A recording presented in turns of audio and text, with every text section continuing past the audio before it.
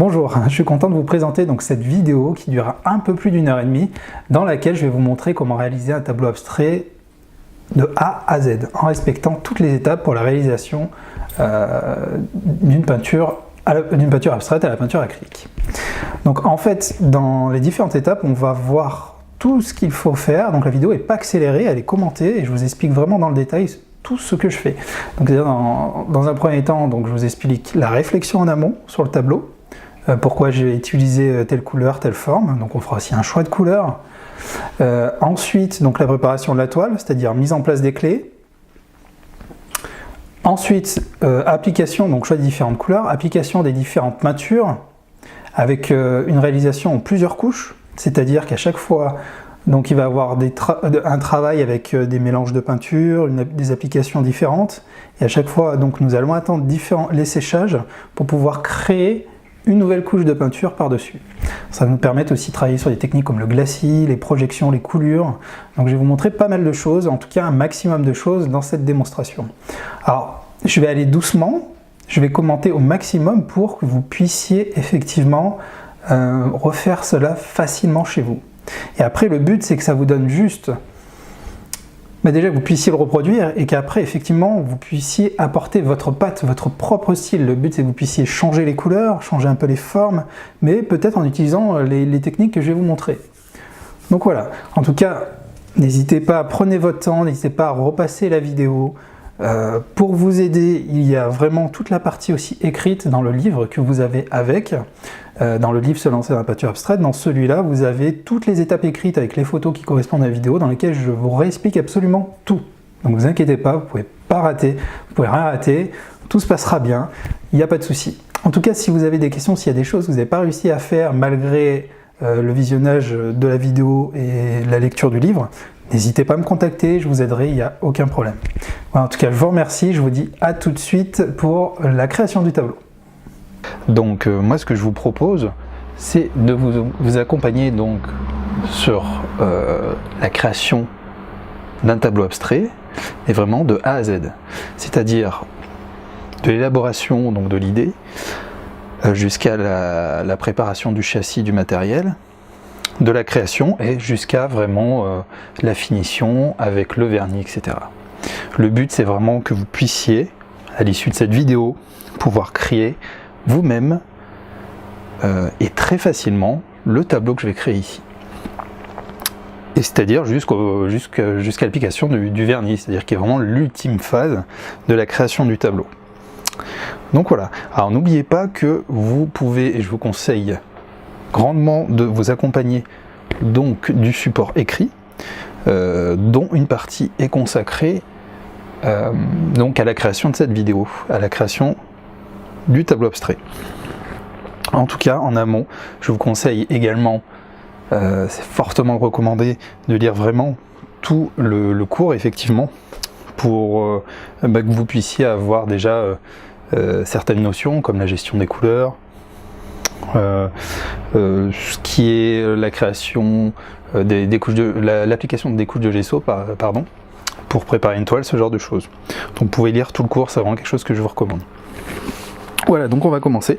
Déjà, je vous présente le matériel qui est très simple pour faire ce tableau. Donc vous savez comment je fonctionne. J'aime bien fonctionner avec du matériel simple, sans forcément m'accompagner d'énormément de matériel et de choses trop compliquées et qui sont finalement inutiles. Donc comme vous pouvez le voir ici, il y a déjà pas mal de choses finalement. Donc, différentes couleurs. Donc je vais vous présenter les couleurs ici. Donc on a du rouge carmin, on a un jaune primaire, on a un marron terre brûlée, quelque chose que j'adore utiliser, vous verrez qui est très puissant.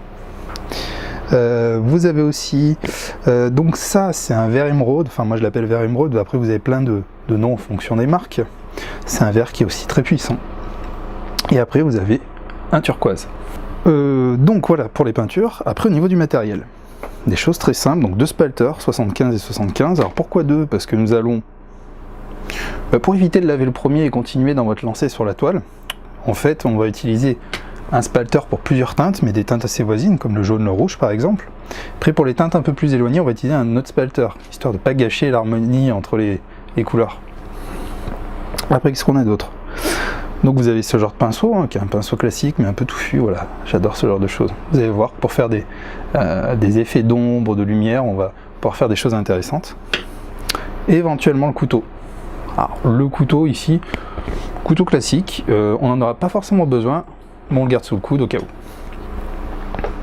Après mes petits trucs, moi ce que je vous recommande, c'est oui, des assiettes plastiques. Par exemple, peut-être 1 ou 2 euros les 100, pour vous dire l'économie quoi. Alors, pourquoi des assiettes? C'est pour éviter d'en mettre vraiment de partout. C'est-à-dire quand on fait de l'abstrait, qu'on travaille sur des grandes toiles, donc là on est sur une toile de taille une moyenne, une petite toile, vous allez voir, vous allez souvent, si vous utilisez des palettes classiques, déborder, ça devient quelque chose d'ingérable et puis vous êtes découragé par la création de votre tableau. Alors que là, du coup, vous avez les rebords de l'assiette et vous pouvez travailler une partie de la peinture.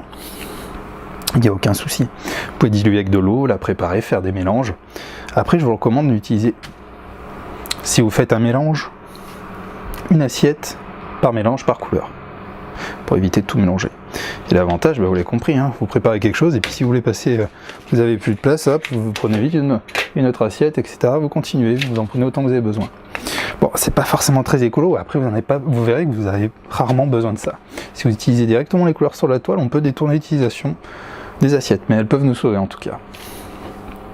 Ensuite, petite parenthèse sur les assiettes, ne les prenez surtout pas en carton. Faites bien attention à ça. Donc vous le savez, souvent je vous parle de mes erreurs de début, et ici c'est une des erreurs que j'ai pu faire.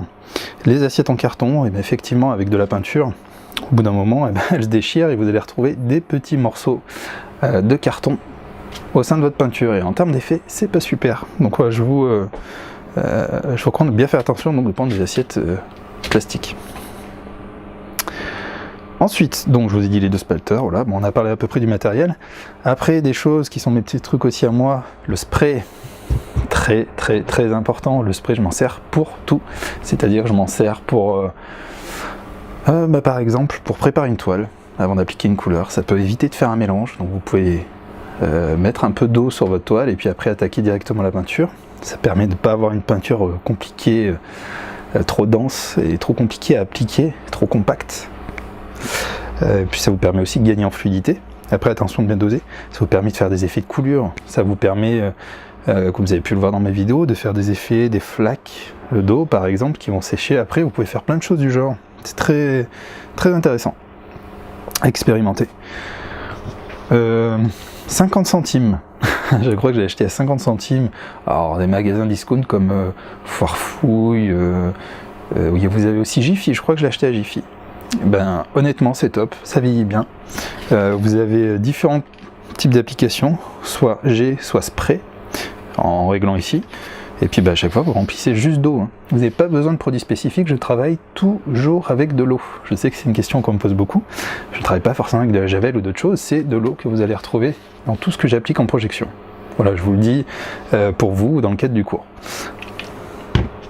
La couleur blanche, alors le blanc, généralement, on fait pas un tableau sans blanc parce qu'il y a toujours besoin d'un peu de lumière ou autre.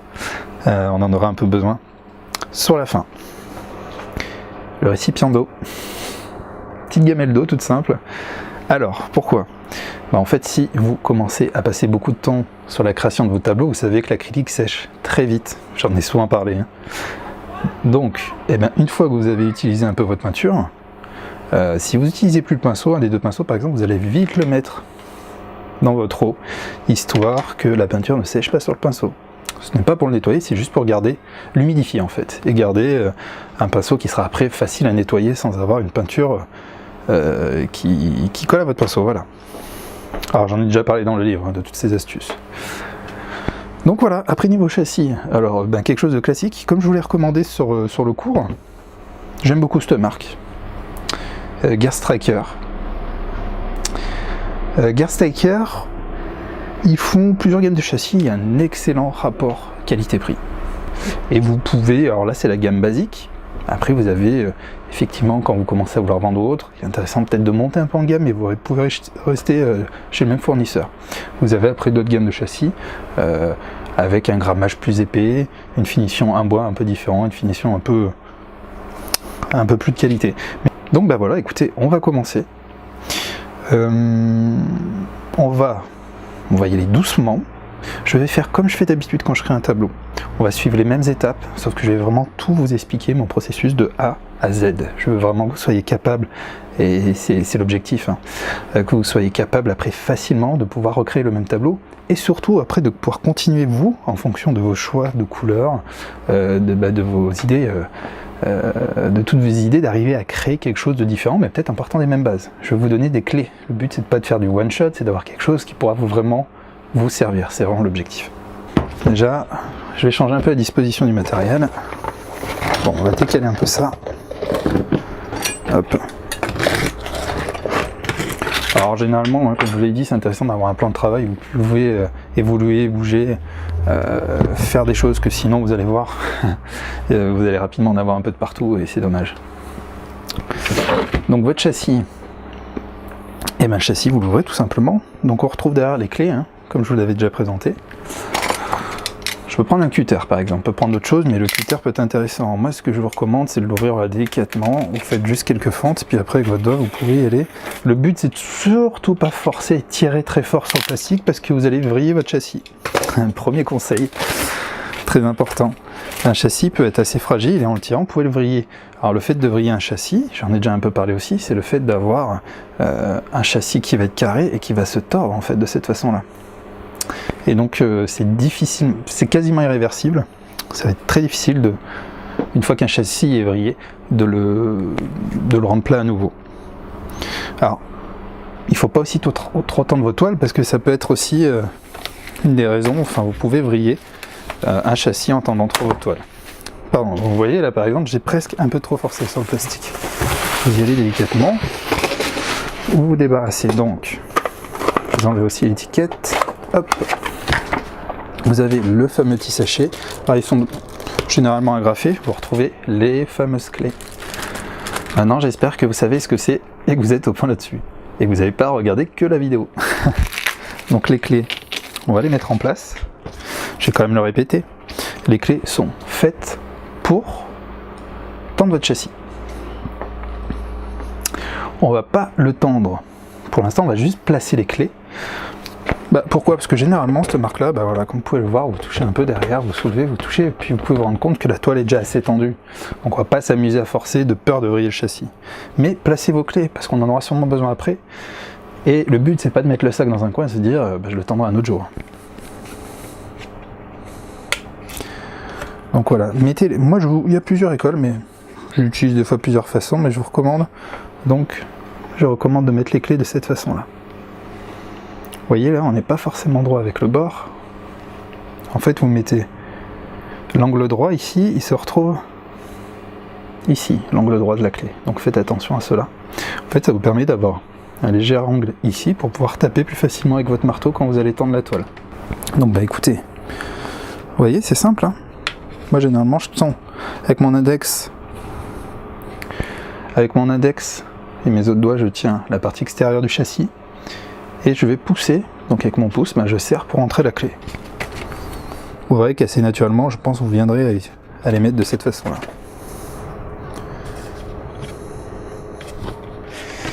Bon, et bien voilà, il y a déjà une très bonne chose de faite. Vous avez un châssis, le dos de votre châssis est prêt.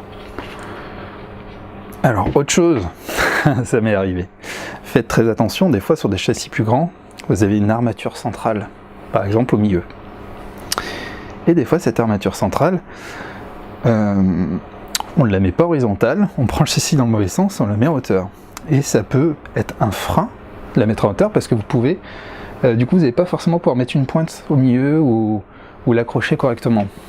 Donc faites attention à ça. Je retourne mon châssis qui est prêt.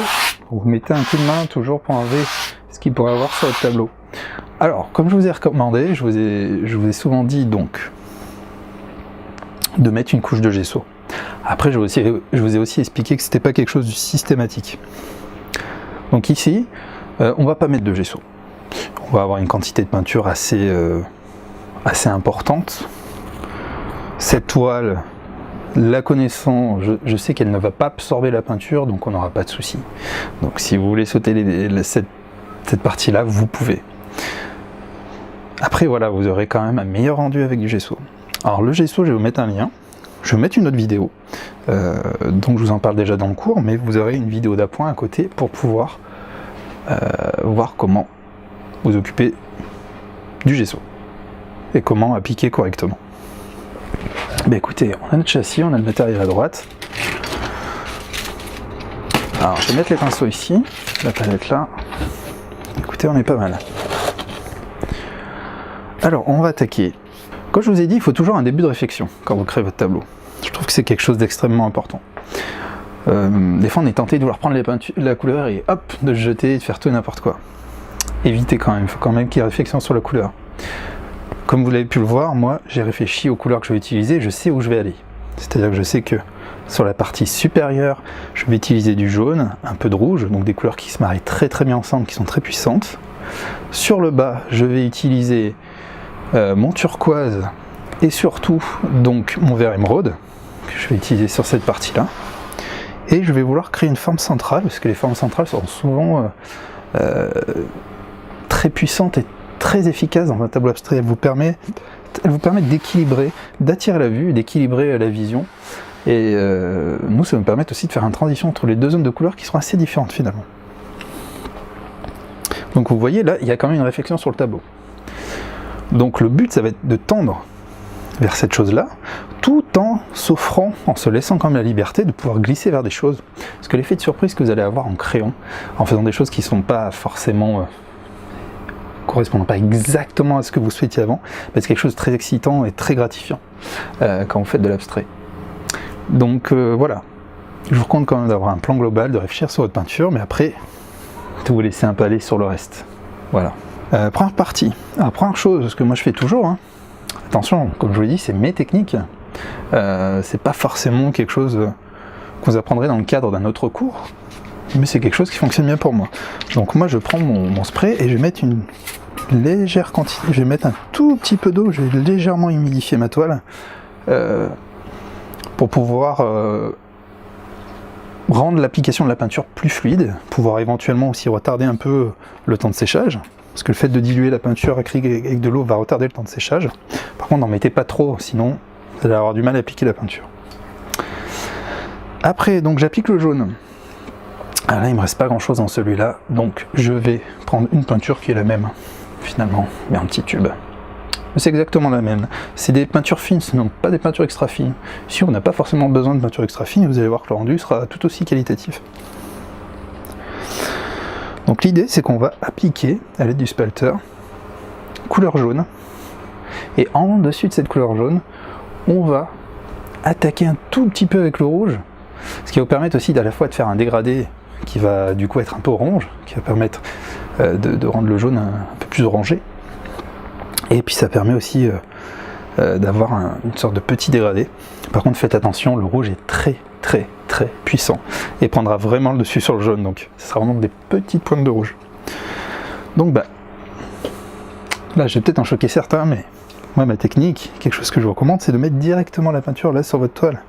On sait que toute cette zone va être jaune, on a un peu humidifié la toile, donc vous pouvez y aller. Vous pouvez mettre directement votre peinture.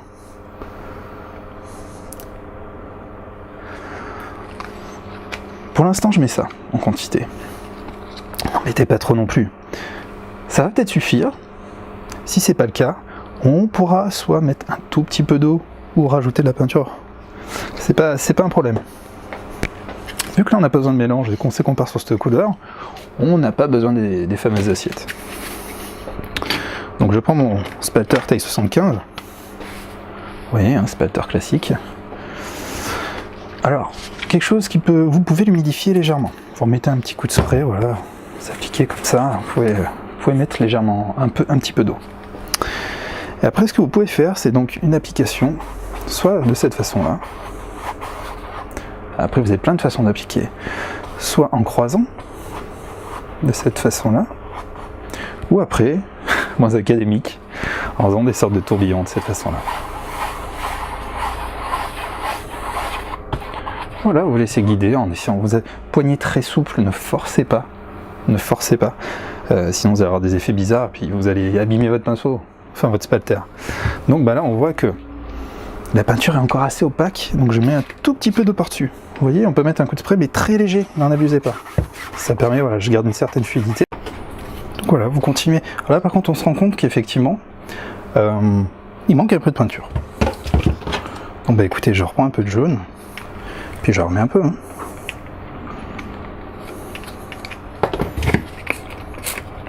Je remidifie légèrement. Hop. Alors voilà, pas trop là, limite trop. Alors des fois vous avez de la peinture qui va déborder un peu des bords.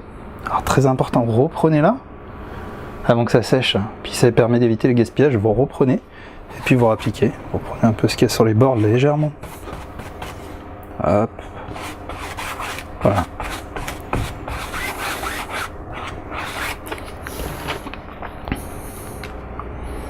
J'en remets un petit peu.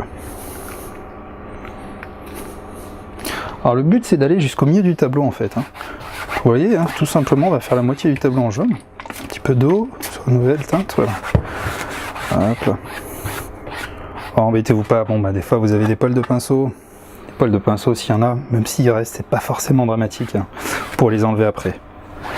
Bah écoutez, regardez, là j'ai fait une moitié. Voilà, faites attention, on doit bien avoir un résultat à peu près homogène. Encore un poil.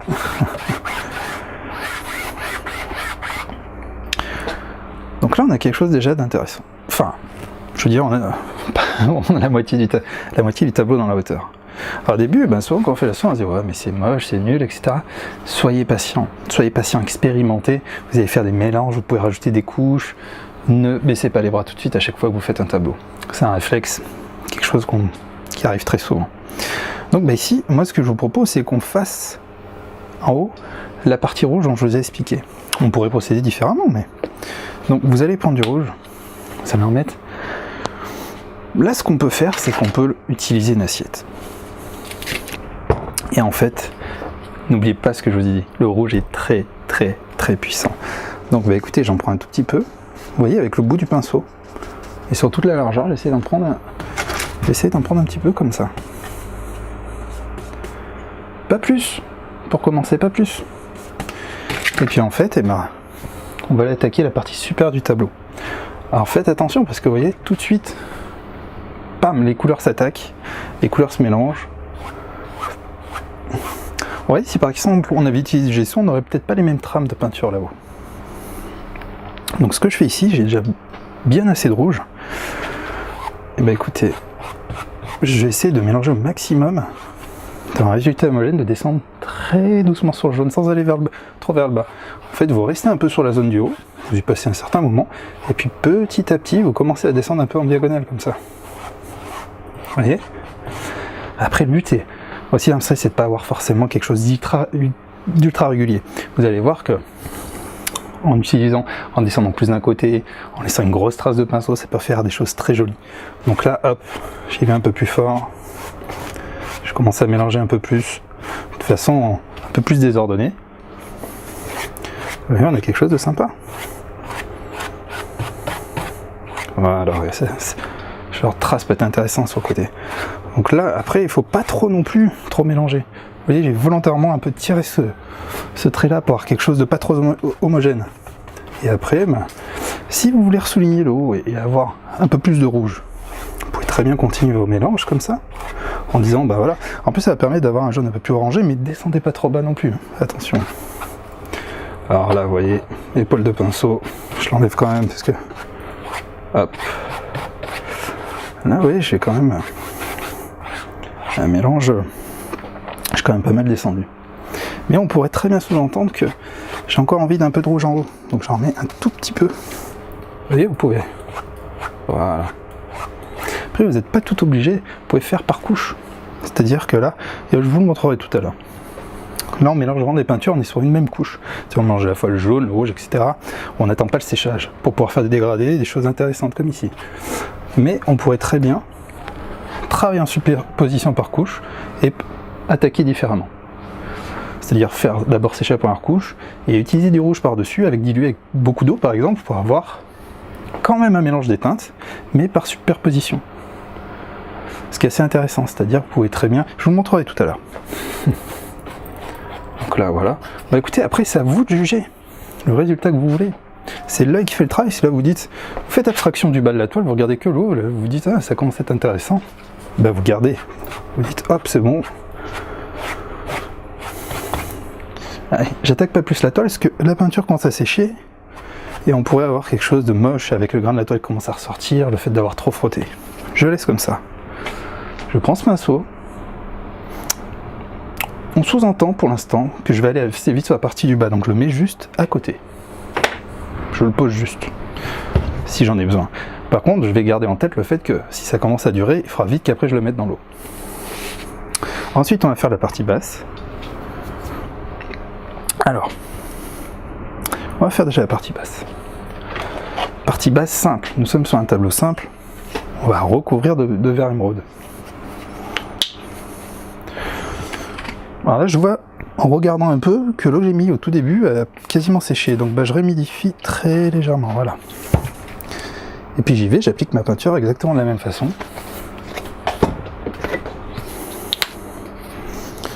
Hop. Un peu ici.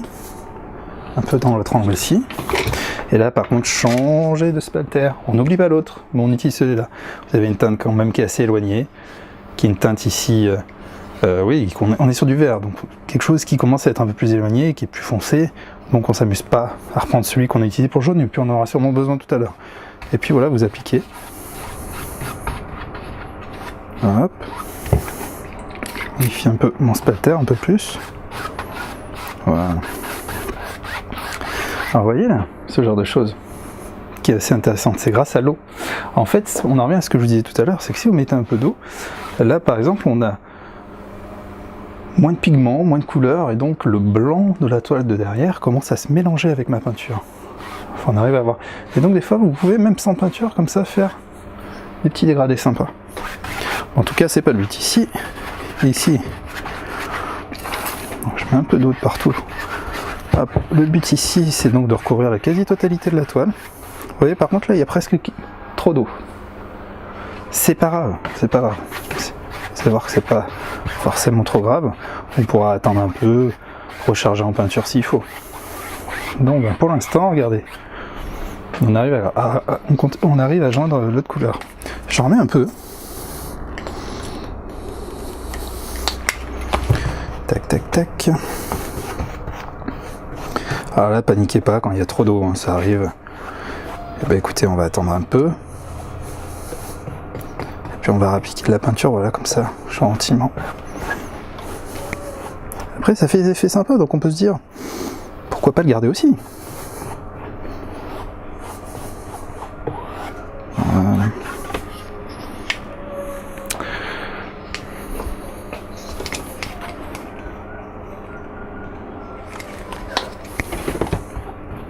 Je recharge un petit peu.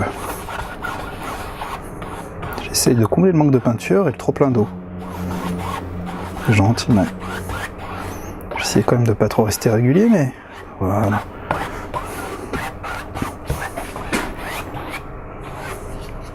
On va mettre un petit peu. Hop. Hop. Et gentiment, on récupère les trop pleins. Et c'est parti.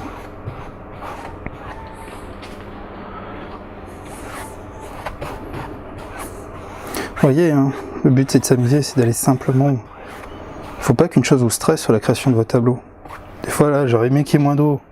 Faut pas que ça me stresse pour autant, sinon je vais gâcher la suite de mon travail. Le but c'est de vraiment prendre du plaisir pendant la création. C'est ce que je vous conseille en tout cas. Vous voyez, on a presque rejoint les teintes. Moi ce que je vous conseille c'est de mettre un peu de turquoise. Par exemple, j'en mets un peu ici. Bon. Alors vous voyez, je vous en ai parlé dans le cours, hein, comme quoi ça continue à m'arriver. Une partie du tube a séché. Donc si vous avez de la peinture, ok, pas de souci. Ça a séché ici parce que ça a dû être en contact avec l'air, voilà, un mauvais nettoyage du tube. Et ben après, donc du coup il faut aller nettoyer soit avec un cutter, une tige de bois ou autre, vous enlevez un peu ce qui a séché sur le dessus. Parce que là ça m'empêchait carrément de la sortie de peinture. Hein. Jamais bien agréable, ça arrive beaucoup plus vite qu'on ne le pense. Ok. Je vais en mettre un peu ici, comme je vous l'ai dit. Et en fait, il y a des teintes qui vont pouvoir se marier ensemble, hein, donc vous pouvez y aller. Hop. Donc là, le but c'est, on a mis pas mal d'eau et on a envie que ça se mélange ensemble, donc bah, faites-vous plaisir, laissez-vous guider. Vu que les couleurs vont ensemble, se marient ensemble, généralement on n'a pas de mauvaise surprise. Alors, on se dit voilà, vous descendez un peu, vous en mettez où vous voulez. Moi j'aime bien mettre un peu sur le côté sans trop descendre. Voilà, c'est histoire de dire que sur un des côtés on a utilisé un peu de turquoise. Vous verrez que ça ressortira au séchage, c'est assez intéressant. Le fait d'avoir pas qu'une couleur. J'en mets qu'à droite. Écoutez, j'en mets qu'à droite. J'en mets un peu. Alors attention, reprenez bien vos bords, histoire de ne pas en mettre partout. Et puis vous appliquez.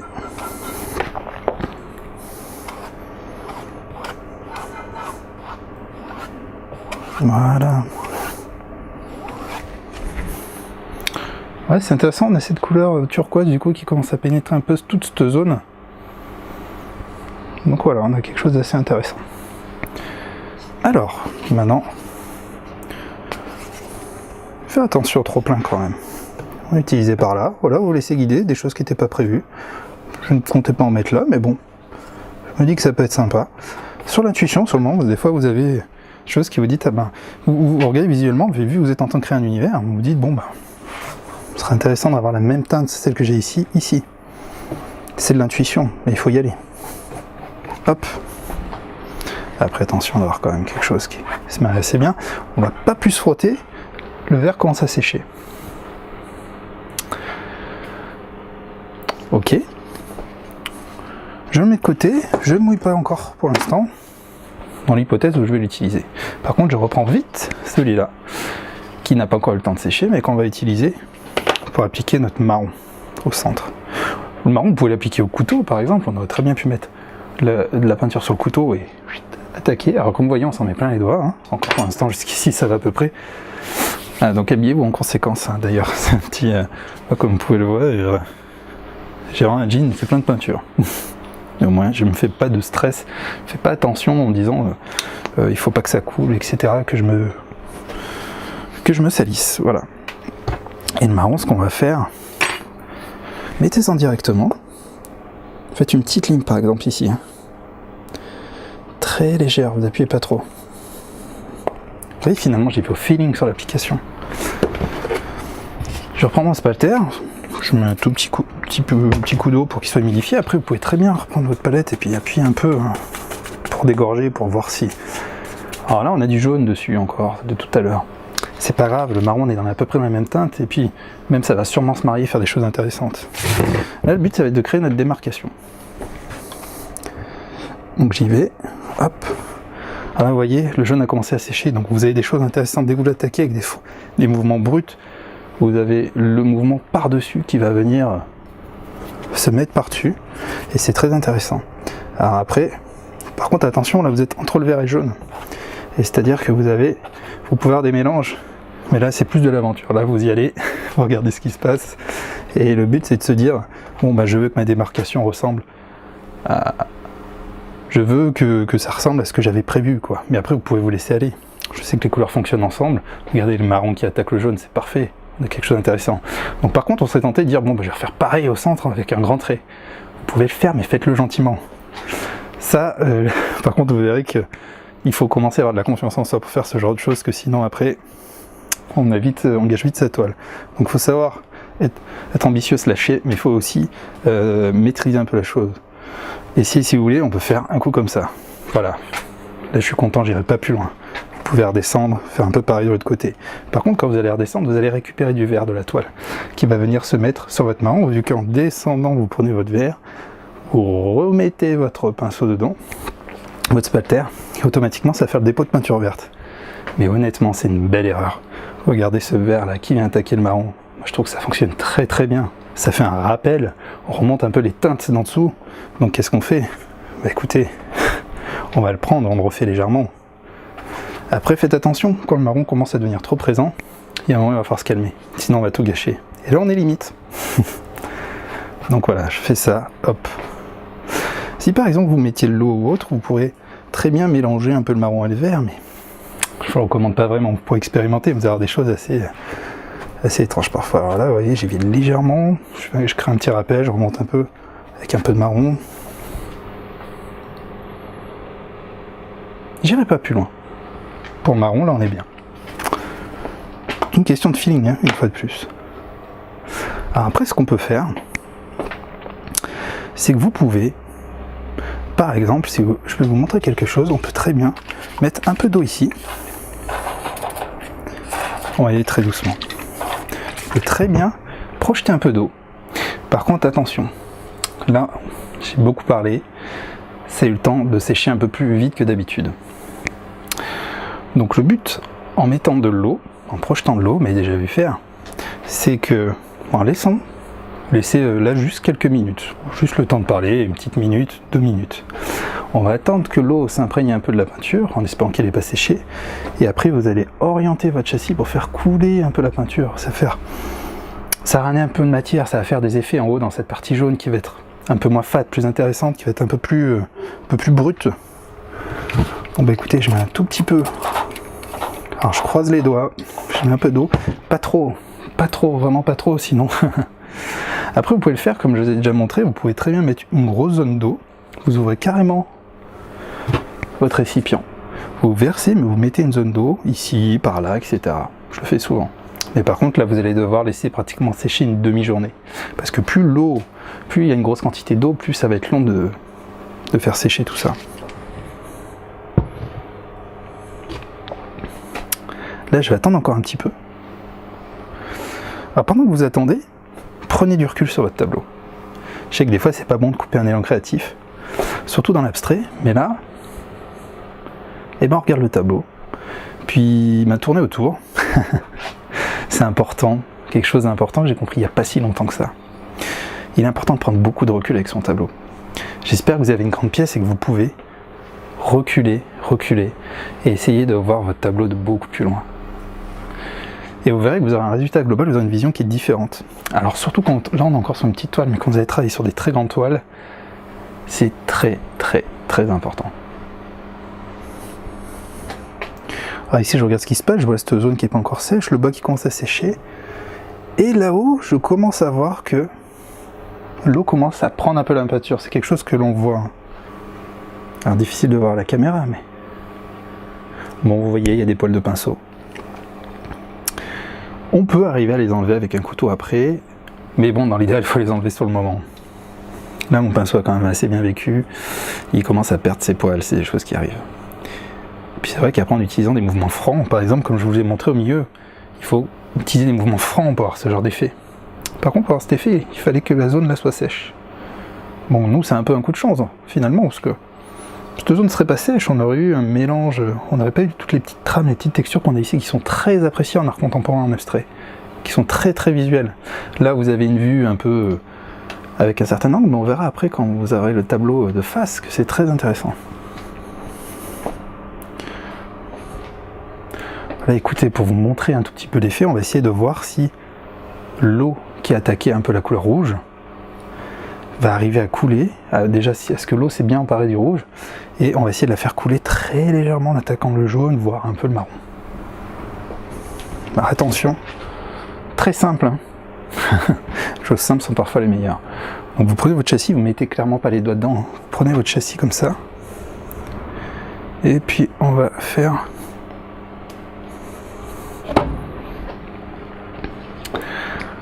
Alors, c'est pas évident, on ne voit pas beaucoup à la caméra, mais j'ai un peu d'orange ici. Encore plus intéressant, là-bas, j'ai du jaune qui a commencé à couler, qui attaque le marron. Alors, pourquoi pas? Et puis, en haut, du coup, on commence à avoir un détachement. Ce que j'adore. On voit que la peinture ici s'est détachée, du coup, et laisse des espèces de zones un peu fluides en haut de la toile. Donc, ben, là, je me dis... C'est bien, ça travaille ma partie haute. Donc je remets un tout petit peu d'eau, voilà, comme ça, pour essayer d'avoir le même effet.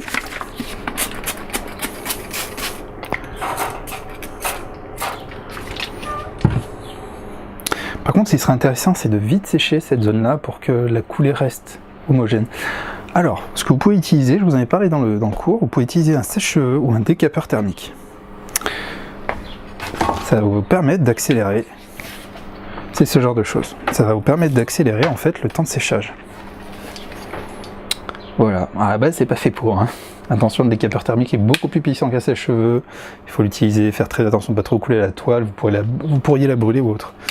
Donc je le mets en mode, vous voyez, hein, derrière un sèche-cheveux, dans un mode où ça s'ouvre très légèrement, et puis je vais faire très attention à une certaine hauteur quand même. Je vais faire quelques passages là sur mes coulures. Le but c'est de les faire sécher. Je vais garder un peu l'effet.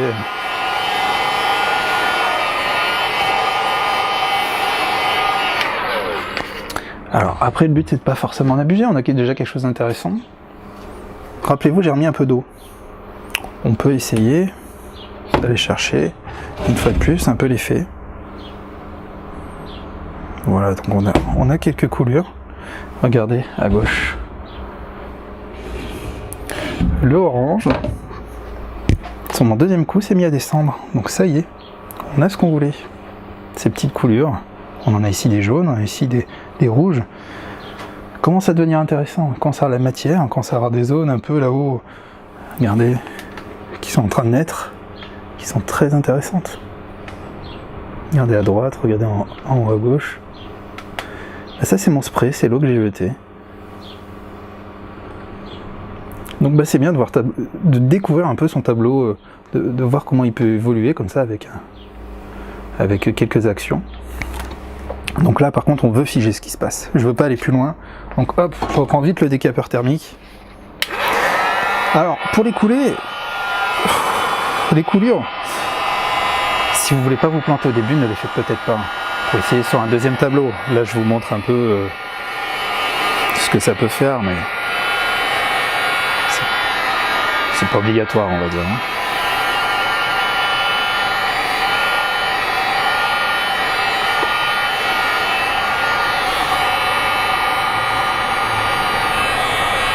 Par contre après il faut un peu de patience parce que ça peut prendre du temps, mais le but c'est de...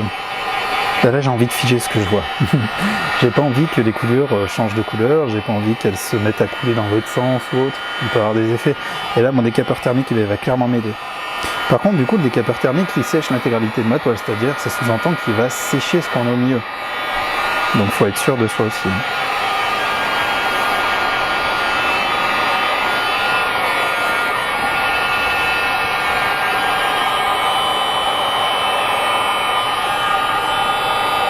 Alors voilà, le problème c'est que quand il y a un peu trop d'eau, c'est pas évident hein. À sécher, il faut de la patience. Hein.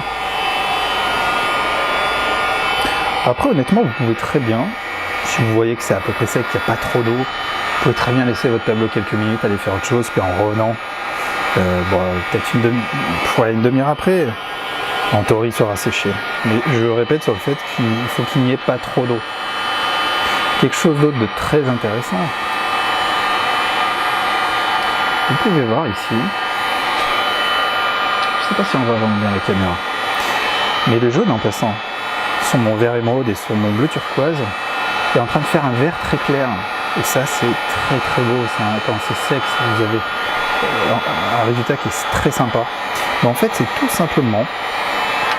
c'est tout simplement la couleur jaune qui est très diluée, qui est venue épouser en fait, cette couche qui est pourtant sèche. Hein. Là, où effectivement elle est sèche, elle est, en venant couler dessus, elle devient verte parce qu'effectivement on a par transparence le mélange de la couleur jaune et du bleu turquoise qu'on a derrière. Et donc c'est très très sympa. Regardez, vous voyez on a un vert très différent. Pourtant ce vert vous allez me dire on l'a pas utilisé, on l'a pas construit dans la palette. Et pourtant, voilà, on l'obtient par ce genre de méthode. Et ça, vous allez voir que vous allez pouvoir vraiment beaucoup vous amuser en utilisant ce genre de choses. Vous pouvez très bien du coup prendre un pinceau, prendre un peu de jaune et diluer avec énormément d'eau, faire des passages, et puis en faisant des passages, hop, vous allez avoir ce genre d'effet. D'ailleurs, on va l'utiliser tout à l'heure, parce que le but, ça va être sur la partie droite et ici, d'utiliser un tout petit peu de jaune pour recréer ce vert artificiel dans ces zones-là. Ça peut être très intéressant. Vous verrez qu'on va commencer à donner de la consistance par plusieurs couches à votre tableau. Donc il faut quand même de la patience, hein. C'est pas non plus, vous le faites pas non plus en 10 minutes votre tableau. On pourrait, mais le but c'est pas de balancer plein de couches et puis d'arrêter. On va aller beaucoup plus loin que ça. Donc bah écoutez, au feeling, j'ai eu envie de refaire couler encore un petit peu mes couleurs. C'est bien, ça ne bouge pratiquement plus, ça montre qu'on est pratiquement sur un résultat qui est figé. Alors ensuite bah, on a plusieurs choix possibles. Mais d'ailleurs, il faut d'abord par contre s'assurer que le tout soit sec. Donc je vais en fait laisser reposer mon tableau pour être sûr que toutes les zones que j'ai mouillées soient vraiment sèches, parce qu'il serait dommage qu'en repeignant dessus, si vous remettez un coup de pinceau sur vos zones mouillées, vous arrachez tout. Vous allez faire quelque chose d'horrible, on va retrouver le grain de la toile, il faut vraiment attendre que ça sèche, soyez patient. Le décapeur thermique nous a permis de figer un peu le résultat des gouttes des coulures, mais pour la partie haute, il va falloir être quand même un peu plus patient. Vous voyez cet aspect-là, c'est ce qu'on voulait, c'est ce que je voulais, que le rouge commence à couler un peu sur le jaune. Voilà, quelque chose d'intéressant. Donc là, ici, je suis en train de me dire, bon, je vais laisser sécher. Par contre, on n'arrête surtout pas là. Ça pourrait être intéressant, mais moi, ce que je vais vous montrer, c'est que je veux que vous puissiez faire la différence. Je veux que vous puissiez aller beaucoup plus loin. Là, pour moi, ce tableau, il n'est pas fini. On va pas le laisser comme ça, on va aller beaucoup plus loin. Et on verra avec des choses simples. Là, le but, c'est de vous montrer un maximum de techniques pour pouvoir, que ce soit sur un tableau, sur plusieurs tableaux, utiliser plein de choses. Des choses qui fonctionnent bien, qui sont très sympas visuellement. Donc bah là, ce qu'on va faire, tout simplement, c'est que je vais vous laisser. Je vais revenir dans un moment pour m'assurer que tout est vraiment sec. Alors, petite astuce pour être sûr que tout est vraiment sec, ben en fait, vous regardez votre toile. Alors, fonctionnez sur de lumière. Moi, j'ai des lumières derrière moi et en dessus. Mais vous allez voir assez rapidement et facilement. Je sais pas si on peut le voir à la caméra. Si.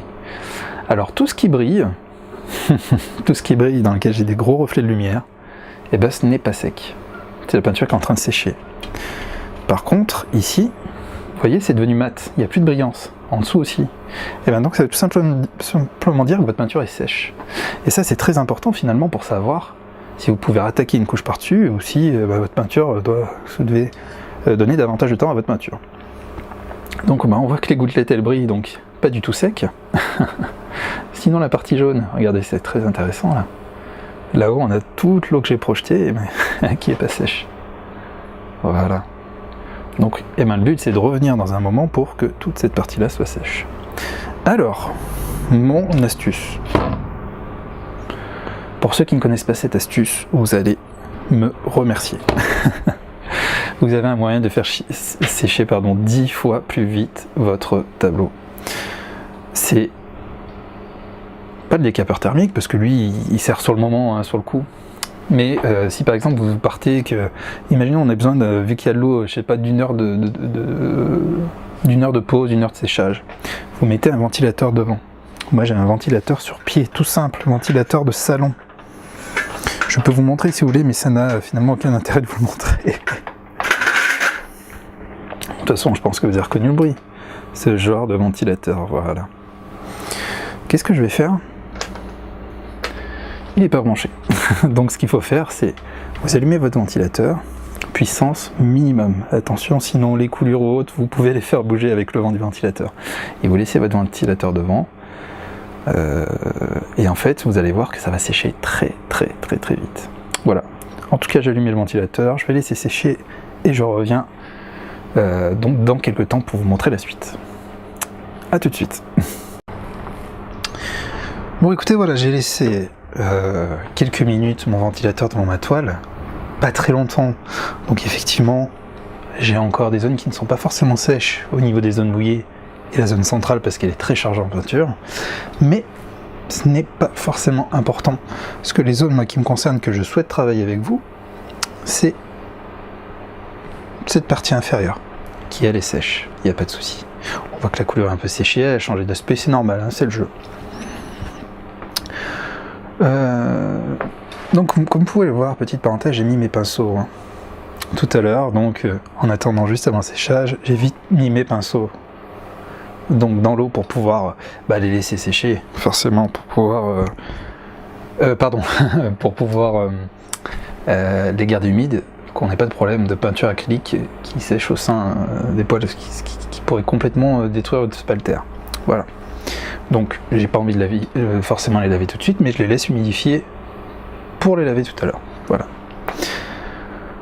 Bon, ici, moi j'ai envie de vous montrer une technique qui est super, mais qui est pas du tout académique. Comme vous le savez, à la base je suis autodidacte et j'ai appris par moi-même les choses, donc je n'utilise pas forcément des choses académiques, des pinceaux, des spalters, etc. Ce qu'on va utiliser maintenant, c'est ça. Et vous allez voir, c'est super. Alors non, ce n'est pas un outil, un tissu spécial qui vient de je ne sais quel pays. Non, ce n'est pas un super papier. C'est tout simplement un bout de... C'est un mouchoir. Hop, mouchoir tout simple. Hein. Alors il faut quand même résistant.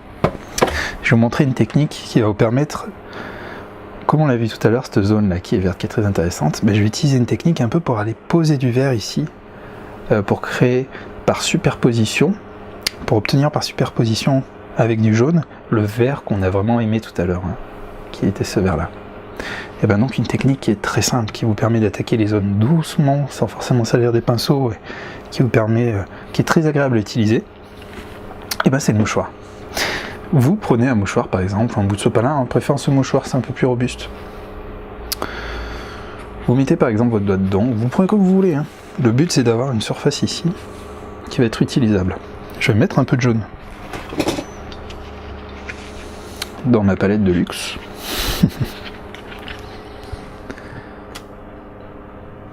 Regardez pour l'instant un tout petit peu, pas de gaspillage, vraiment de zone très légère. Et on va travailler très gentiment cette zone. On s'assure que tout soit sec, même le bord. Écoutez, on voit, il n'y a pas de souci. Le but c'est qu'on va vouloir nourrir un peu cette zone avec du vert. Donc je prends, comme je vous l'ai montré, un tout petit peu, vraiment un tout petit peu de jaune. Regardez, on va y aller par étapes, donc prenez un tout petit peu de jaune.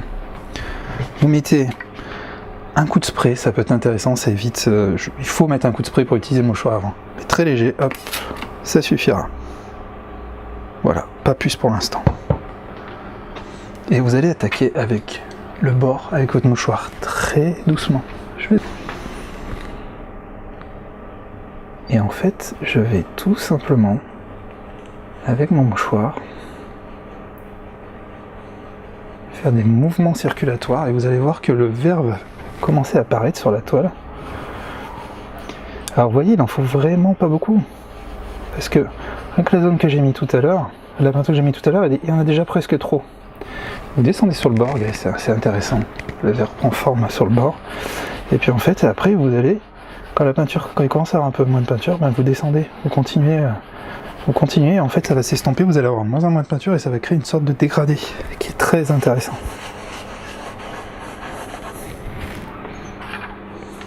Regardez si je dézoome.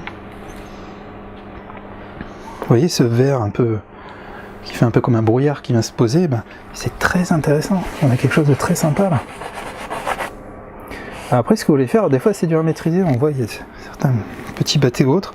Vous pouvez laisser sécher une première fois, et après on reviendra attaquer encore une fois avec un peu de jaune pour avoir plus vous allez attaquer, plus vous allez avoir un vert intense. Après, si vous par contre mettez trop de jaune, ben, au bout d'un moment ça va devenir jaune. Donc attention, là, le but c'est d'y aller doucement. Et je peux remettre un tout petit coup d'eau, mais par contre, alors voilà, là j'en ai presque trop mis. Alors quand il y a un peu trop d'eau, eh ben ça a tendance à enlever la peinture que vous avez mis. C'est des choses qui arrivent, c'est pas grave. On va attendre que ça sèche. Moi, j'essaie quand même de récupérer très gentiment, n'appuyez surtout pas. Faut vraiment, c'est très subtil. Petit à petit, voilà, je vais utiliser un peu mon verre, et vous voyez que c'est un résultat global. On a quelque chose d'intéressant. On rejoint un peu les teintes qu'il y a ici sur la gamme chromatique. On vient rejoindre cette teinte, donc c'est très chaud, c'est intéressant. Ce qu'on va faire, c'est qu'on va laisser sécher ici. Ça sèche très vite par contre, ce genre de choses. Je vais faire pareil avec mon autre coin. J'en prends un tout petit peu. Un tout petit peu. J'arrose. Puis c'est parti.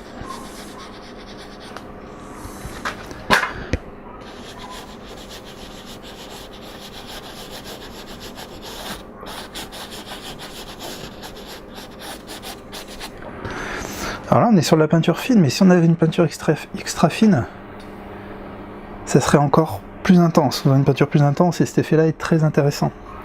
Après vous avez même des peintures exprès pour utiliser ce genre d'effet, mais qui sont bien plus coûteuses. Golden fait des très bonnes peintures pour ça. Et regardez.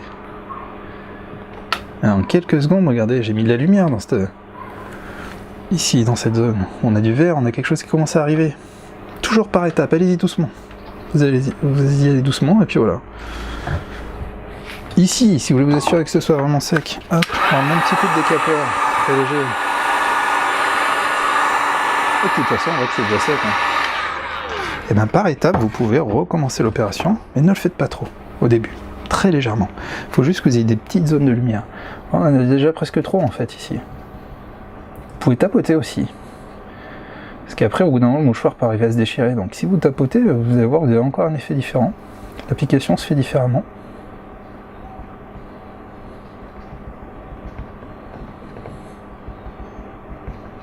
Voilà.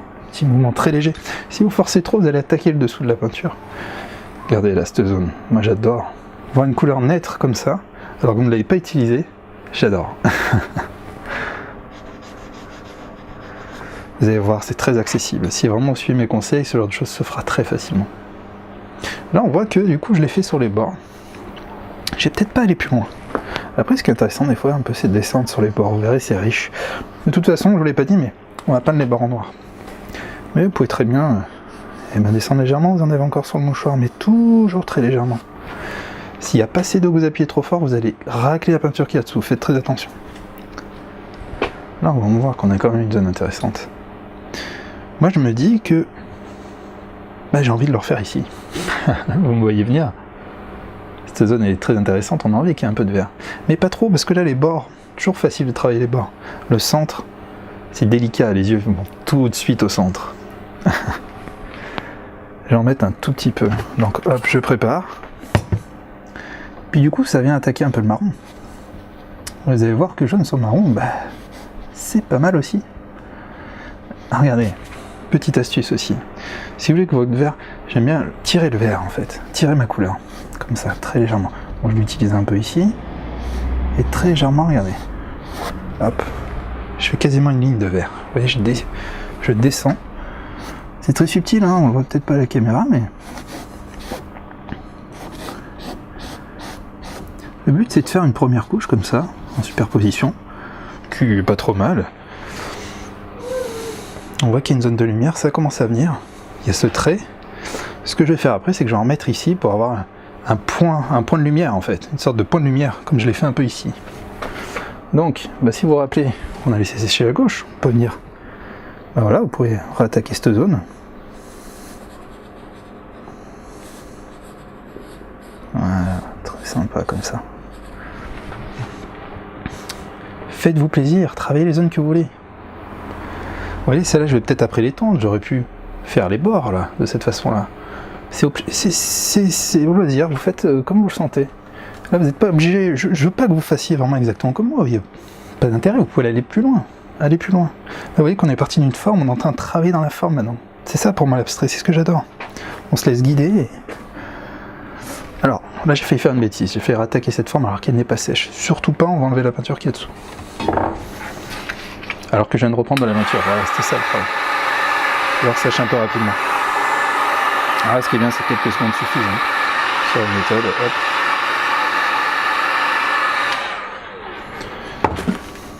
Je vais faire le fameux point de lumière dont je vous ai parlé. Regardez. Hop. Vous voyez, le jaune s'additionne avec le jaune de la précédente couche, plus le vert de la première couche. On commence à avoir pas mal de superpositions, donc attention, ça peut aller très vite. Regardez le jaune, on commence à avoir du jaune ici. À force de superposer, et puis en fonction de la quantité de peinture que vous mettez, on revient vite aux couleurs d'origine. Donc c'est à vous de voir ce que vous voulez, l'effet. Là du coup, et même mon vert, j'ai envie de lui donner un peu plus de place. J'élargis. Et éventuellement, hop, je continue mon fameux trait que j'ai travaillé tout à l'heure. Parce que c'est bien. Ce trait, on voit, ça occupe l'espace, ça lui donne un peu de matière.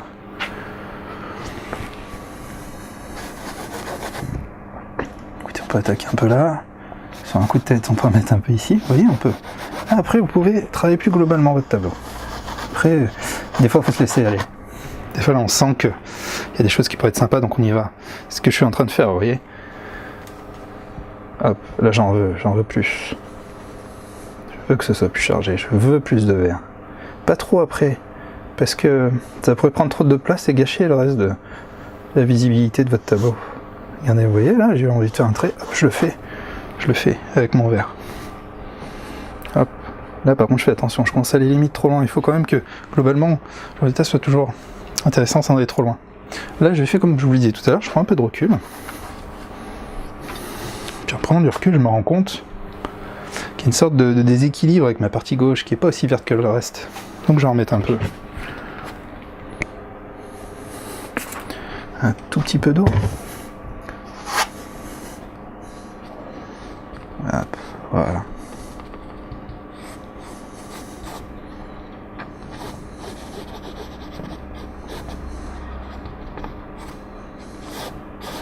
Alors, genre de méthode, si ça vous fait peur au début, n'y allez pas ou utilisez un tout petit peu pour... Mais vous allez vous rendre compte, c'est super intéressant. Par contre, attention, il faut bien que de tout soit bien sec, hein, sinon ça fonctionne pas. Là, vous voyez, je me dis que cette forme pourrait être un élément central de ma composition. Et du coup, je vais encore l'accentuer très légèrement. J'accentue le trait, je vais le faire descendre un peu plus bas. J'accentue la zone.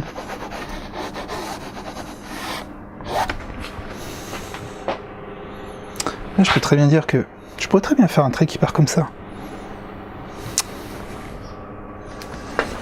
Vous voyez, c'est un vrai travail. Tous ceux qui vous diront que l'abstrait c'est n'importe quoi, montrez-leur le travail que ça peut représenter. Il y a une véritable réflexion.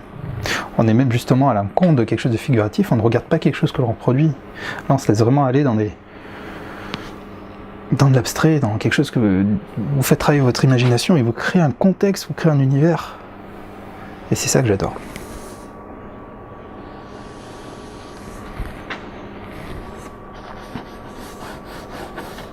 Là, légèrement. Je vais recréer légèrement un trait de la même façon. Je vais vous montrer quelque chose. Là, ce trait-ci, par exemple, je me dis, je suis pas content, j'aime pas. Très très vite, prenez un autre mouchoir. Mouchoir neuf. Vous mettez de l'eau sur votre trait.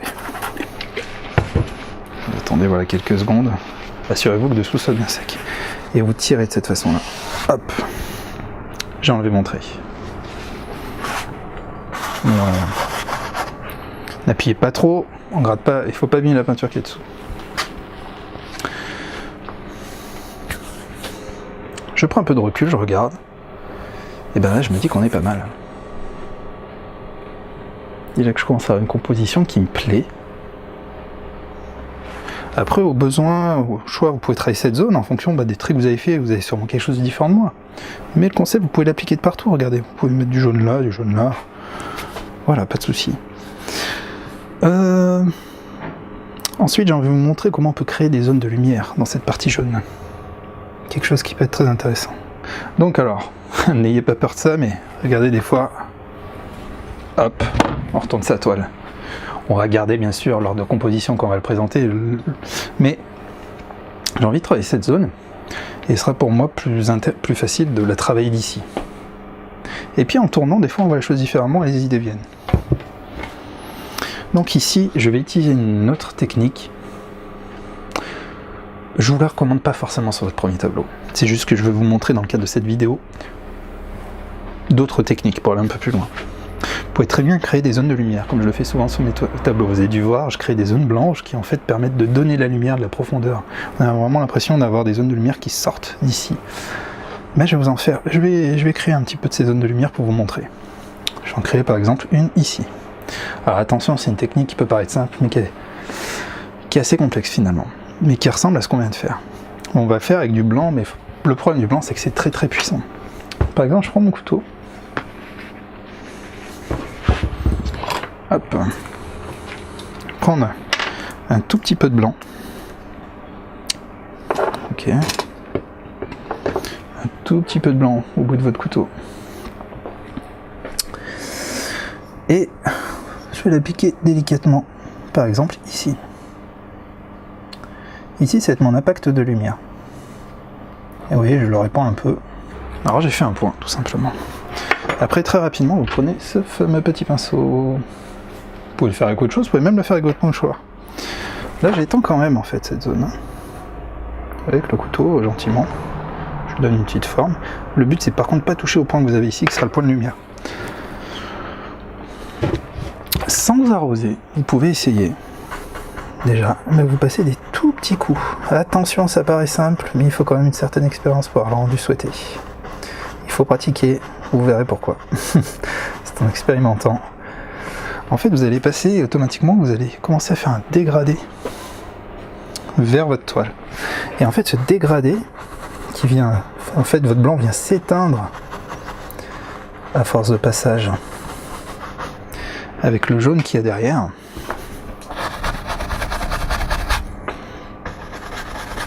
J'aurais pu mettre un peu d'eau et ça vous permet de créer cette fameuse zone de lumière. Après, vous pouvez mettre une toute petite goutte sur le pinceau, mais pas plus parce que vous allez tout gâcher sinon. Et vous étendez votre zone. Des fois, ça peut être très long, vous voyez, parce que le fondu se fait difficilement et ça sèche très vite. Alors, tout comme la méthode d'avant, vous pouvez y aller par plusieurs étapes. Donc là, je me dis, ah, j'ai un dégradé sympa, le blanc commence à venir. Mais le blanc, c'est un peu perdu de partout. Vous pouvez renouveler l'opération, refaire un point blanc, et puis réécarter. Alors, oups, qu'est-ce qu'on fait? Bon, on regarde, on retourne, on se dit, bon, bah, j'ai un point de lumière, c'est intéressant. Vous avez un point de lumière sur votre toile.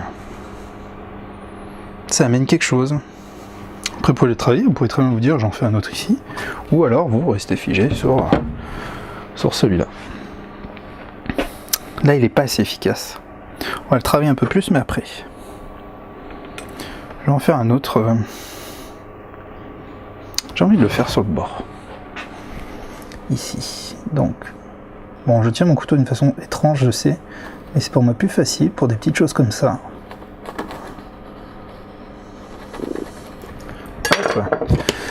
J'ai mis une petite goutte d'eau sur mon plan de travail, très légère, et je me mets sur mon pinceau. La petite goutte d'eau, c'est très subtil, hein. Et après je bouge en un, vous verrez qu'au début vous allez avoir du mal à trouver les effets que vous voulez. Et puis regardez.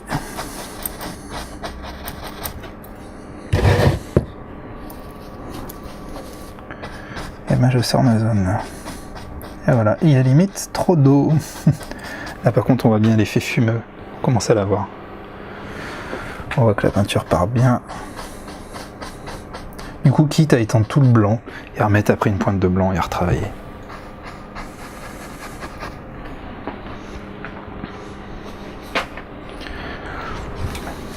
Je sèche légèrement les zones et j'y retourne.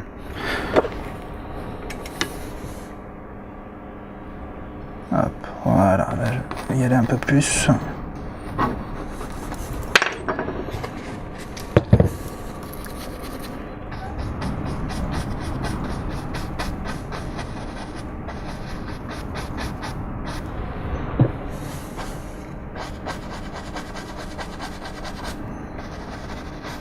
Ça, vous pouvez l'expérimenter par exemple sur des toiles que vous avez déjà faites qui sont par exemple gâchées. Ben, si vous vous entraînez, entraînez-vous par-dessus des couleurs comme ça, vous allez voir que ça fonctionne assez bien.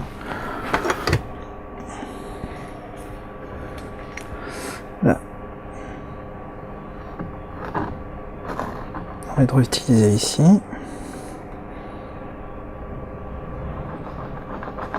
J'ai envie d'étendre ma zone de lumière ici. Tac. Bah, j'en mets limite trop et ça bête décevant, il faut faire attention. Et voilà, et à chaque fois je mets quelques coups et en fonction, je vous dis, c'est l'expérience qui vous dira que vous verrez qu'à l'œil, ah, vous devez écarter, vous devez revenir, vous devez repartir. C'est en expérimentant que vous arriverez à attraper le coup de main pour ce genre de choses. Mais c'est très intéressant à expérimenter.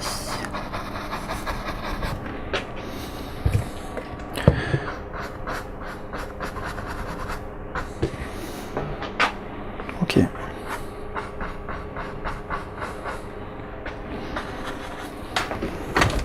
En fait, vous pouvez créer, voilà, des petites zones de lumière qui sortent comme ça de votre toile.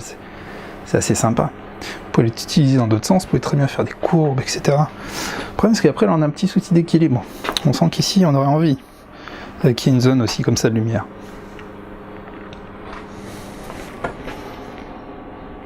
Ben donc, allons-y.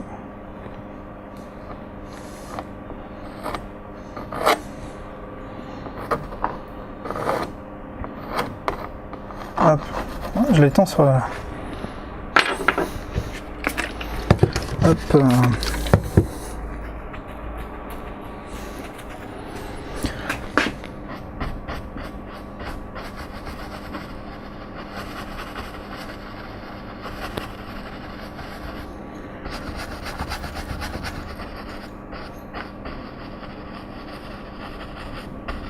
Oh là là, on voit, il y a une zone de marron qui est pas vraiment sèche. Donc je vais faire attention. J'y vais gentiment. J'écarte un peu ma forme. Puis voilà. Vous voyez cette lumière qui donne l'impression de sortir de derrière la forme. Ben, c'est très intéressant.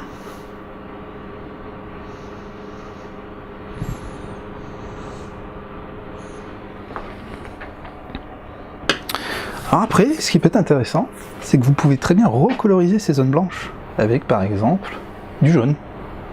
Si vous attendez que ça sèche et que vous remettez du jaune par-dessus cette zone-là, vous allez avoir un jaune très franc du coup, parce que la zone dessous sera du blanc. Bah écoutez, vous pouvez faire aussi. Moi je trouve qu'on a déjà une composition qui est assez sobre, qui est assez travaillée. Donc là je me dis, il n'y a peut-être pas forcément besoin d'aller plus loin. Après on pourrait faire plein de choses. Mais c'est là qu'il faut se dire, je vous en ai souvent parlé aussi, parfois il faut dire stop. Là ce tableau je trouve qu'il y a une composition qui est pas mal. On va peindre des bords en noir, je vais vous montrer. Donc on va avoir quelque chose qui est pas si mal. La zone là où elle est assez chargée. On pourrait très bien aller plus loin en mettant plus de vert ici, en chargeant plus. D'ailleurs si vous voulez je peux vous montrer, je vais remettre un peu de jaune ici, parce que je me dis, il manque peut-être un peu de vert. Je reprends mon bout de tout à l'heure, qui est encore en état. Je mets un petit coup d'eau. Et puis voilà. Je vais attaquer le bord. Parce que finalement, il est pas mal ce vert.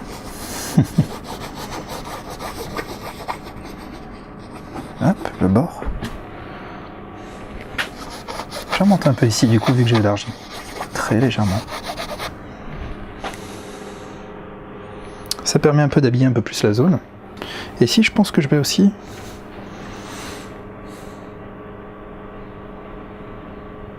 Non, on est sur quelque chose de pas mal.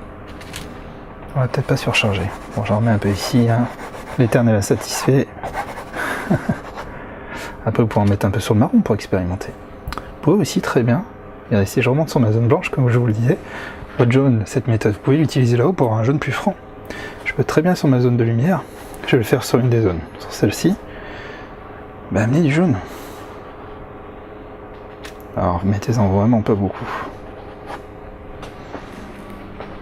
Et vous voyez que mon point de lumière, il commence à se charger de jaune. Voilà, bon. Je le fais pas plus. Là, je remets un peu de jaune sur le côté. Envie personnelle aussi. Je me dis que ça... Là, par contre, généralement, quand on fait jaune sur jaune, il faut mettre beaucoup plus de jaune. Mais là, il n'y a pas forcément d'intérêt de faire tout ça. Je peux descendre un peu sur le marron si je veux avoir des teintes aussi changeantes. Et voilà, puis petit à petit, vous allez dans votre tableau, vous nourrissez, vous rajoutez des choses.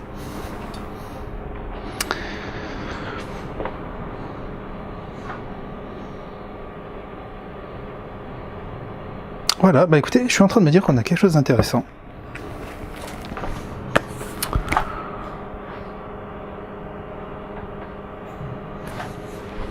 Si donc on repasse les différentes zones, comme vous pouvez voir, il y a des zones vertes qui ont été créées un peu.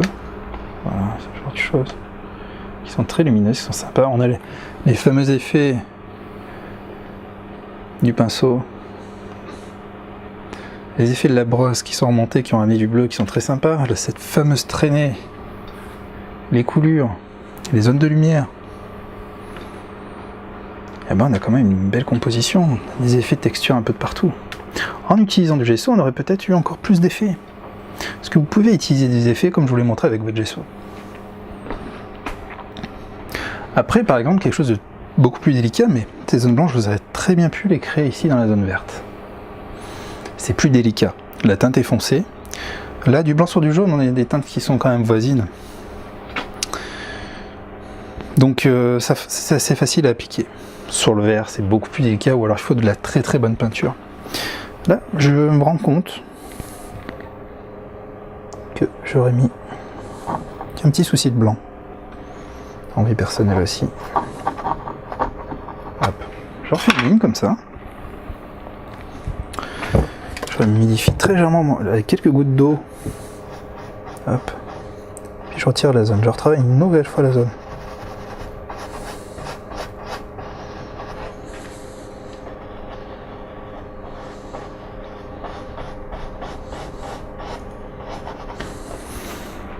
Voilà.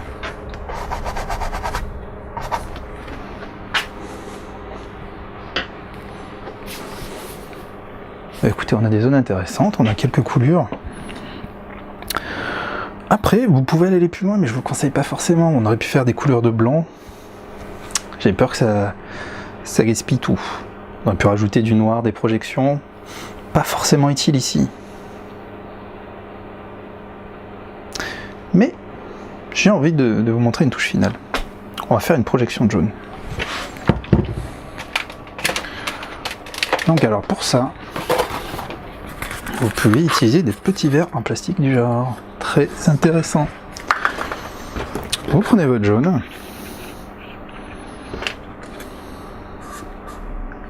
Vous mettez un tout petit peu de jaune dans votre verre avec de l'eau.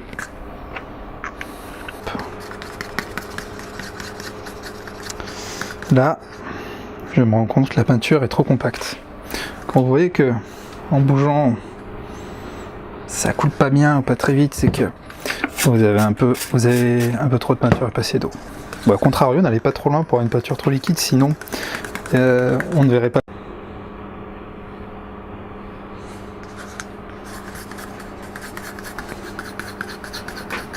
Voilà, je continue mon mélange.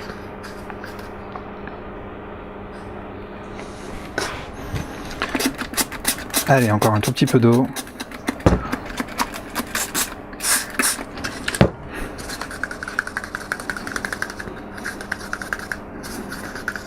Il faut de la patience, hein. Faut attendre quelque chose. Après, vous avez une peinture liquide, voilà. Cette peinture liquide, vous pouvez l'utiliser un peu de la façon... Oh là, attention, vous voyez, ça peut partir. Vous l'utilisez de la façon que vous voulez.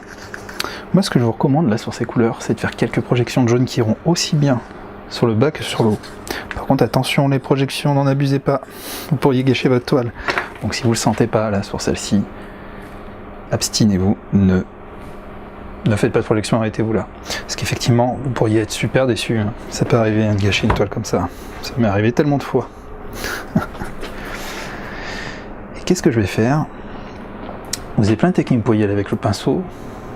Vous pouvez jeter directement votre peinture. Je recommande pas là, parce que ça va être compliqué. Vous allez en mettre partout. Moi, je prends un ou deux doigts comme ça, de cette façon-là. Je mets quelques gouttes. Alors, technique personnelle, hein. Mais ça fonctionne bien. Et regardez, j'y vais comme ça.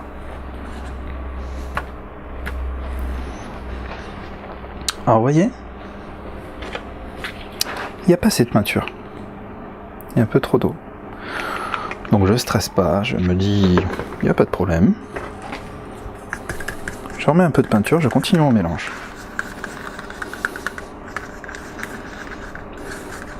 Et quand j'ai quelque chose de plus compact, et ben je décide d'y aller. Hop. Le but c'est de faire quelques projections sans en abuser. Voilà. Alors certains sont pas friands des projections. Moi je trouve que ça peut créer un équilibre. Vous voyez, j'aime bien utiliser le sens d'une forme et puis d'y aller. Hop.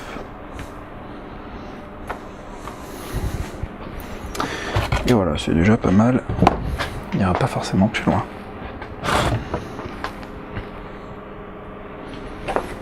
Après, vous pouvez en faire un tout petit peu dans la zone là-haut, la zone rouge, qui finalement, elle n'a pas eu de jaune. Ouais, ça fait des petites explosions, ce genre de choses. Après, bon, certains n'aiment pas, hein, c'est pas une obligation, on n'allait pas forcément le faire, mais c'était pour vous montrer aussi ce qu'on peut faire. Hop, voilà. Quelques gouttes un peu de partout. Bon, là, on a une lumière qui commence à être presque chargée, donc il faut arrêter là.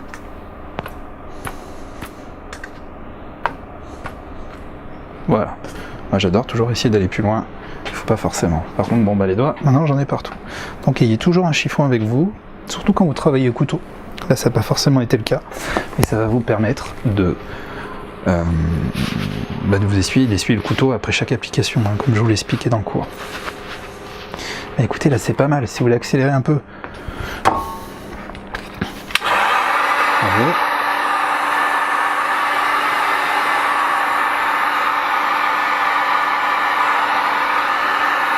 Donc là, je chope surtout cette zone parce que je vais signer dans la foulée en fait. Hop. Je m'assure que mes mains soient bien sèches. Et comme je vous l'ai recommandé maintes et maintes fois, signature avec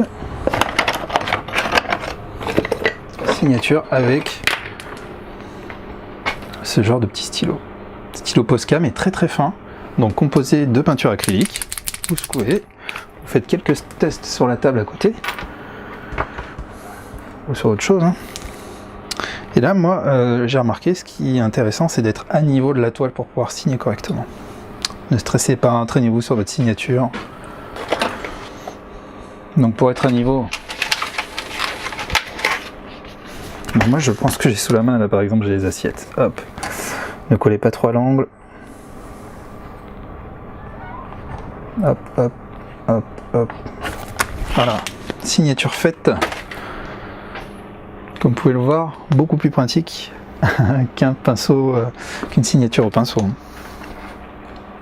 Vous pouvez faire sécher. Alors, voilà, pour l'instant, donc c'est très bien. On voit qu'on a quelque chose de bien. Moi, je me dis, je m'arrête là. C'est vrai qu'au bout d'un moment, vous aurez confiance en vous, vous direz, bon, là c'est fini, j'arrête là. Qu'est-ce que vous allez faire? Vous allez travailler vos bords. Alors pour les bords, moi je vous l'ai recommandé plusieurs fois, faites-les au rouleau, c'est tellement plus simple. C'est tellement plus simple. Donc les mots tournants, ils commencent à voir beaucoup de choses. On ne le voit pas forcément à la caméra, mais ça commence à avoir beaucoup de choses. Donc là, ce que je vous recommande, donc, vous allez préparer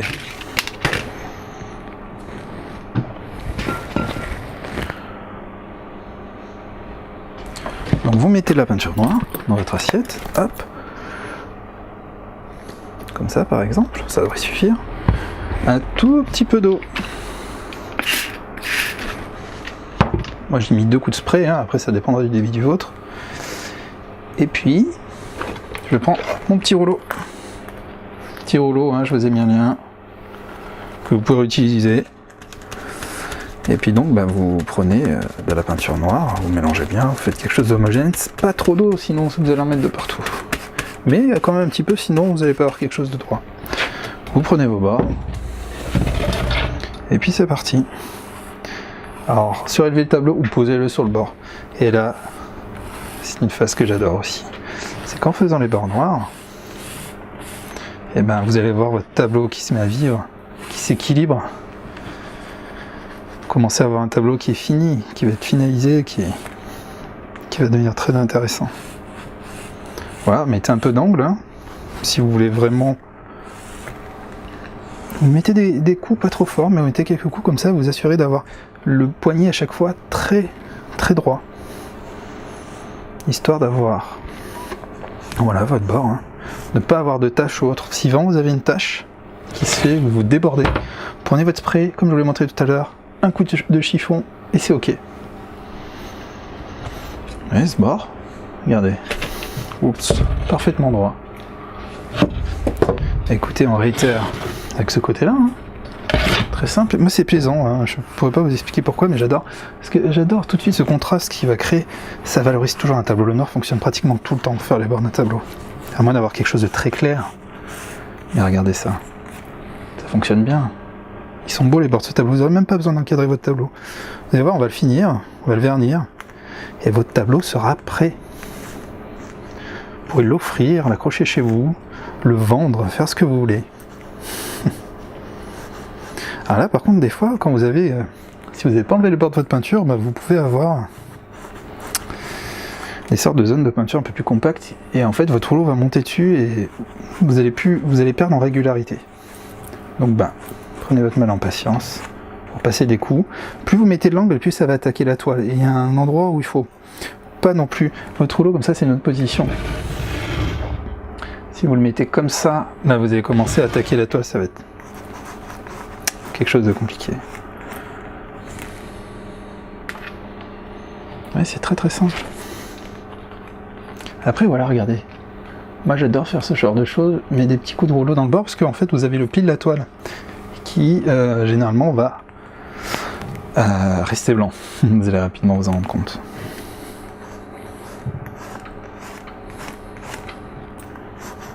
Bon bah là j'ai quelque chose de pas mal, je vais pas trop insister. Écoutez, c'est bien. Voilà. Vous réitérez de cette façon. Si vous n'avez plus de peinture, vous en mettez un peu, vous y allez doucement. Hein. Ne vous précipitez pas, je sais qu'on va voir le résultat fini. Ce serait dommage de gâcher votre tableau à ce stade-là, quoi. Hein. Un petit peu d'eau. Je réinjecte de la peinture dans mon rouleau.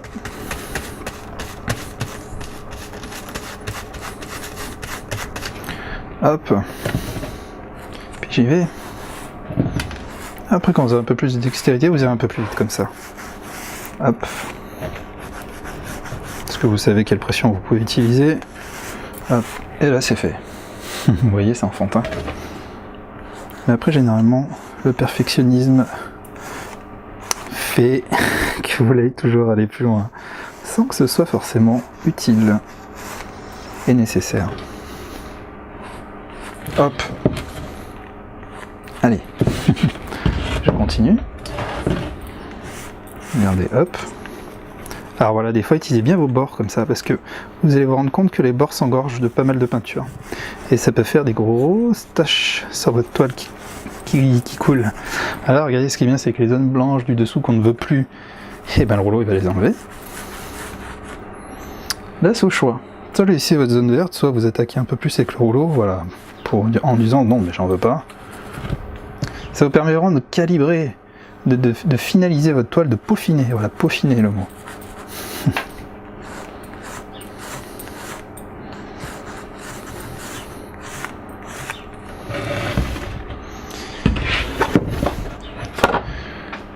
Eh bien écoutez, je suis content. Ce que j'avais en tête, j'ai réussi à le reproduire. Et là on vient de finir mes bords, donc c'est un moment assez important, la signature a été posée, les bords ont été faits. Waouh, ça fait toujours plaisir. Ça fait vraiment toujours plaisir. Alors là voilà, regardez, si je bouge un peu la toile, vous prenez vraiment en dessous parce que la peinture n'est pas encore sèche.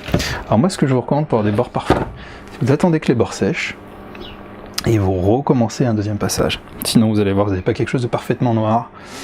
Et honnêtement, faites-le tout le temps. 2 coups de rouleau, vous repassez encore une fois. Regardez ce résultat, pas mal du tout.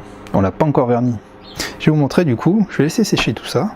Mais là, par contre, je vais m'assurer vraiment que tout sèche parfaitement bien, que tout soit intégralement, vraiment parfaitement sec, que ce soit les bords, les zones, les coulures. Parce qu'on a jeté du jaune, il faut que tout sèche. Et une fois que tout ça sera fait, sera bien sec, pardon, et ben on va vernir. Je vais passer aussi bien sûr ma deuxième couche de rouleau, mais je vais vous épargner ça hein, pour les bords. Et une fois que tout ça sera vraiment sec, le vernis. Vernis en bombe. Donc le vernis en bombe, simple et rapide à passer. C'est ce que je vous recommande au début. Voilà, après il y a plusieurs façons, ça peut être des solvants liquides, mais la bombe fait bien son travail. Il faut quand même faire attention de ne pas faire des pâtés. Je vais vous montrer ça tout à l'heure. Je laisse sécher, je vous dis à tout de suite. Bon bah écoutez, voilà, le tableau est complètement sec. Bah maintenant, la petite touche finale, il va falloir le vernir.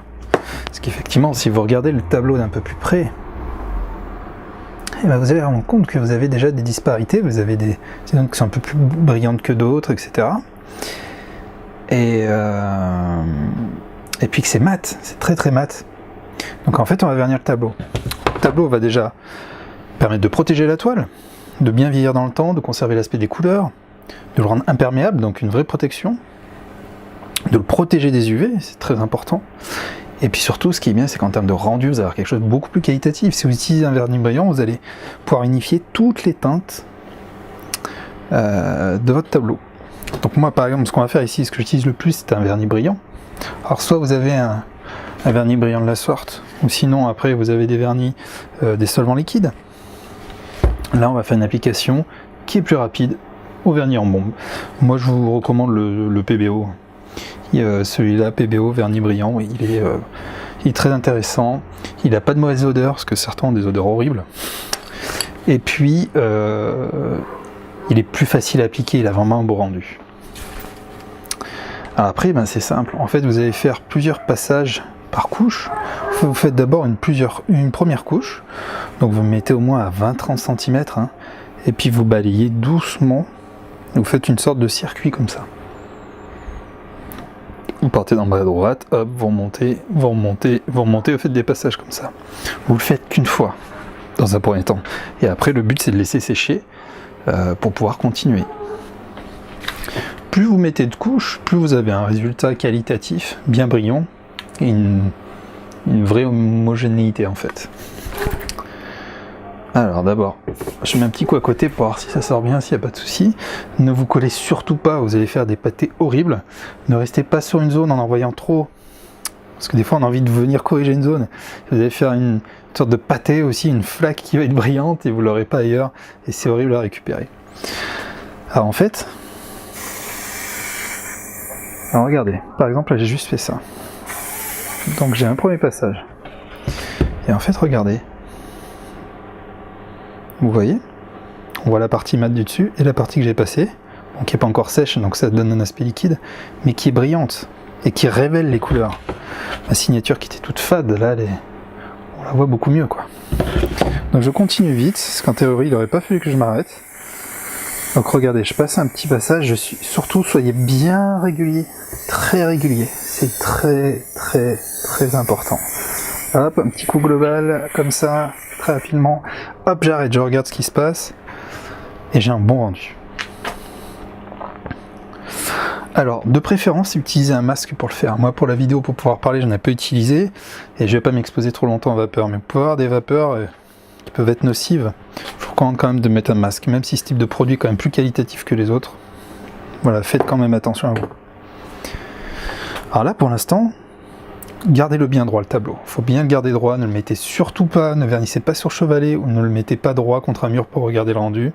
En tout cas pas trop longtemps parce que le vernis va couler, vous allez avoir un rendu affreux. Moi je me permets de vous le montrer rapidement. Regardez, on a un effet vraiment quasi mouillé là. En fait ça va sécher. Vous allez avoir cet aspect brillant qui va rester, qui va s'unifier. Et en fait le but c'est de recommencer l'opération plusieurs fois. Voilà, écoutez, je vais repasser plusieurs couches, je vais laisser sécher, et puis on fera un point de fin de vidéo.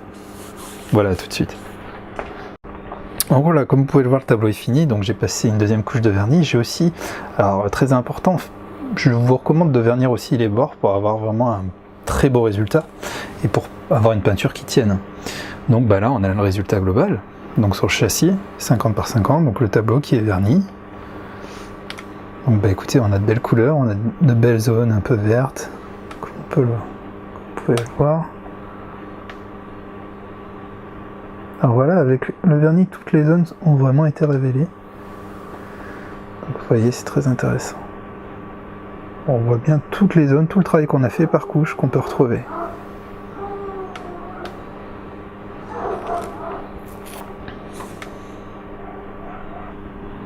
Voilà, je vous fais quelques vues du tableau pour voir un peu plus d'avantages. Bien zoomé. Alors voici les différentes zones, on voit différentes zones de lumière.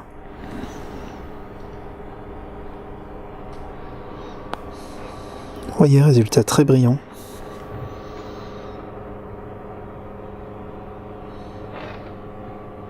Voilà, donc on retrouve vraiment tout le travail qu'on a fait, les différentes couches qui se marient bien entre elles. Les différentes zones de vert ici, regardez. Les coulures. On retrouve vraiment tout, donc vous voyez, c'est vraiment un travail global. Et je pense, si vous suivez bien mes conseils, que vous pouvez facilement refaire ce tableau. Si après vous butez sur quelque chose, n'hésitez vraiment pas à reprendre le cours ou même à me poser des questions, il n'y a pas de souci, je vous répondrai si vraiment un élément n'a pas été clair pour vous. Je pourrai vraiment détailler, donc n'hésitez pas. Mais voyez, en soi, ce n'est pas complexe. J'espère vraiment que ce tableau vous aura aidé du coup à mettre le pied à l'étrier, à développer vos techniques si vous peignez déjà depuis un certain temps. En tout cas, en utilisant ce genre de schéma, vous pouvez maintenant vous amuser avec des formats beaucoup plus grands, des formats en hauteur, des formats panoramiques en largeur. Vous pouvez expérimenter comme bon vous semble. Servez-vous, allez bien dans la partie couleur du livre pour voir quels différents accords vous allez pouvoir faire avec votre cercle chromatique, enfin avec le cercle dont je vous ai parlé, le cercle d'Iten. Vous verrez que c'est très amusant du coup et vous pouvez partir sur des nouveaux tableaux sans faire d'erreur, en ayant vraiment la certitude de ne pas vous tromper sur les couleurs. Respectez bien du coup les différentes préconisations que je vous ai fait à ce niveau-là, et vous verrez, il y a plein de possibilités. Après, c'est à vous de créer. Voilà. Bon, en tout cas, j'espère que cette vidéo a été claire pour vous, qu'elle vous a vraiment apporté quelque chose. Je vous remercie. En tout cas, n'hésitez pas, si vous avez des questions, à me contacter par email. Merci.